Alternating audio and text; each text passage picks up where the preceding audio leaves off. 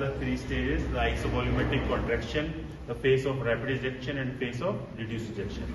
We have seen the phase of reduced ejection when the pressure of ventricle is still more than the pressure of aorta. तो ventricle का pressure जैसे ही aorta के pressure के बराबर हुआ, ventricle का pressure मतलब नीचे वाले कमरे का प्रेशर जैसे ही एओर्टा के प्रेशर के बराबर हुआ, तो क्या होगा?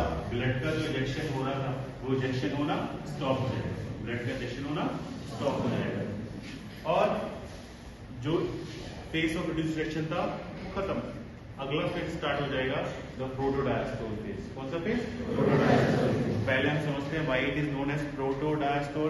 प्रोटो का मतलब होता है प्रिमिटिव या पहला, डायस्टोल मतलब रिलैक्सेशन।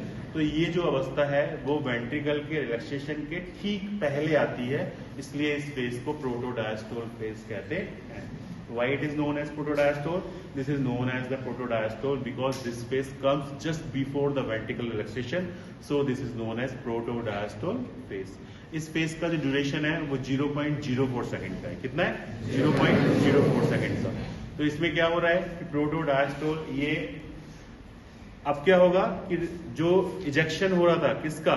ब्लड का। कहां से? वेंट्रिकल से एओर्टा की ओर। वो इजेक्शन तो स्टॉप हो चुका था, ब्लड अभी भी भरा हुआ था किसके अंदर? एओर्टा के अंदर।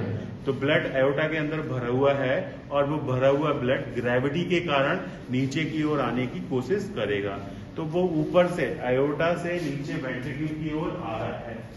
तो ये है एओर्टा, इसमें ब्लड भरा हुआ है और ये भरा हुआ ब्लड नीचे ग्रेविटी की वजह से आने की ओर कोशिश करेगा वेंट्रिकल की तरफ। रास्ते में उसको मिलेंगे सेल्यूलर वॉल जो कि ओपन है। Why it is known as cellular? क्योंकि उनका शेप सेल्यूलर होता है, अर्धचंद्राकार।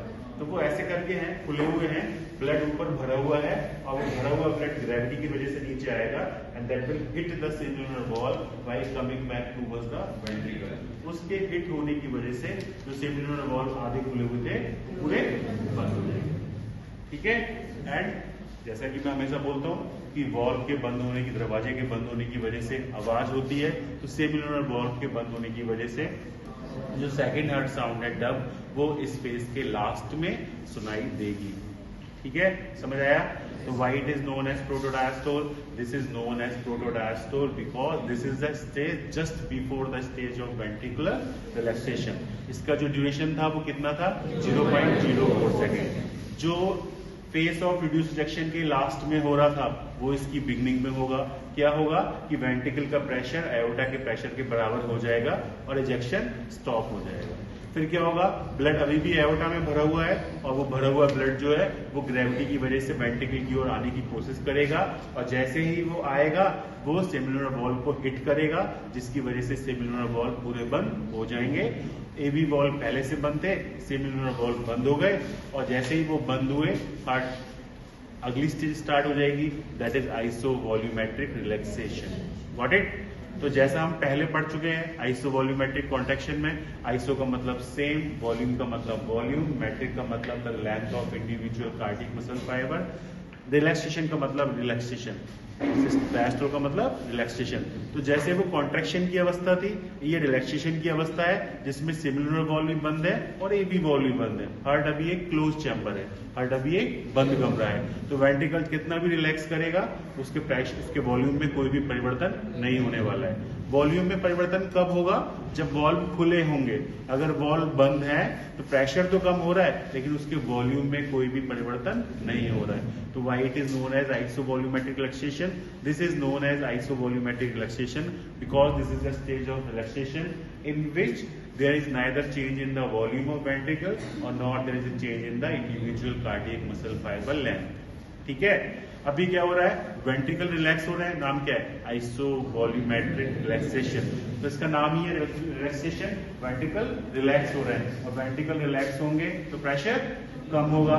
तो अब इसका प्रेशर वेंट्रिकल का बहुत शार्पली कम होना शुरू होगा और वेंट्रिकल का प्रेशर शार्पली कम होते होते क्या होगा? इसका प्रेशर एट्रियम के प्रेशर से कम हो जाएगा। अभी तक हम किससे कंपेयर कर रहे थे? एओर्टा के प्रेशर से। अभी हम एओर्टा के प्रेशर से कम नहीं कर रहे हैं क्योंकि सेल्यूलर वॉल बंद हो चुके हैं। अब हम किससे करेंगे? एओर्टा के प्रेशर से। जैसे ही वेंट्रिकल का प्रेशर एओर्टा के प्रेशर से कम होगा, उन दोनों के बीच में जो वॉल्व लगे हैं एवी वॉल्व वो खुल जाएंगे। जैसे ही वो खुलेंगे आपका जो आइसोवॉल्यूमेट्रिक रिलैक्सेशन है उसका एंड हो गया और जो अगला फेज है वो स्टार्ट हो जाएगा। तो रैपिड फिलिंग फेज जो अगला फेज है वो स्टार्ट होगा। आइसोवॉल्यूमेट्रिक रिलैक्सेशन का ड्यूरेशन कितना है? 0.06 सेकेंड। प्रोटोडायस्टोल का कितना था? 0.04 सेकेंड। आइसोवॉल्यूमेट्रिक रिलैक्सेशन का 0.06 सेकेंड। तो पहले why it is known as protodiastole? This is known as protodiastole because it comes before the diastole. Why it is known as isovolumetric relaxation? It is a stage of relaxation in which neither the volume nor the length of individual cardiac muscle fiber changes, so it is known as isovolumetric relaxation. इसका duration 0.04 second, इसका duration 0.06 second. जब अचानक से कोई प्रोटोडायस्टोल पहुंच ले तो क्या याद रखना है कि रिड्यूस इजेक्शन के लास्ट में क्या हो रहा था?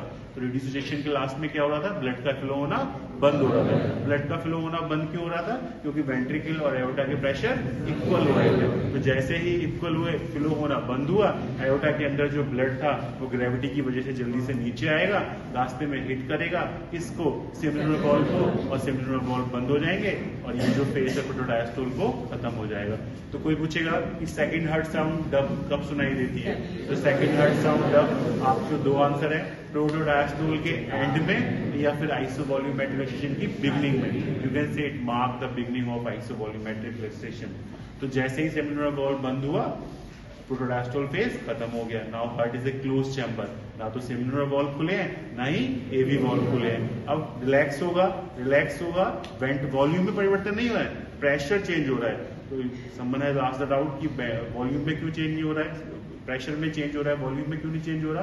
क्योंकि कोई भी ओपनिंग नहीं है, ना तो सेमिनल वॉल्व खुले हैं ना ही एवी वॉल्व खुले हैं। जब अगर सेमिनल वॉल्व और एवी वॉल्व खुले होते तो वॉल्यूम में चेंज होता। वॉल्यूम में चेंज क्यों नहीं है? Because this time the heart is a close chamber, तो neither the change in the volume nor the change in the individual cardiac muscle fibre occurs. इसका ड्यूरेशन कितना है? 0.06 सेकेंड। जैसा कि हम बोल रहे हैं रिलैक्सेशन की अवस्था है, वेंट्रिकल रिलैक्स करेंगे, जब रिलैक्स करेंगे तो प्रेशर कम होगा और प्रेशर कम होते होते एट्रियम के प्रेशर से कम हो जाएगा, और जैसे ही इसका प्रेशर एट्रियम के प्रेशर से कम होगा, इन दोनों के बीच में जो वॉल लगे थे एवी वॉल वो खुल जाएंगे और ये फेज खत्म, अगला फेज स्टार्ट।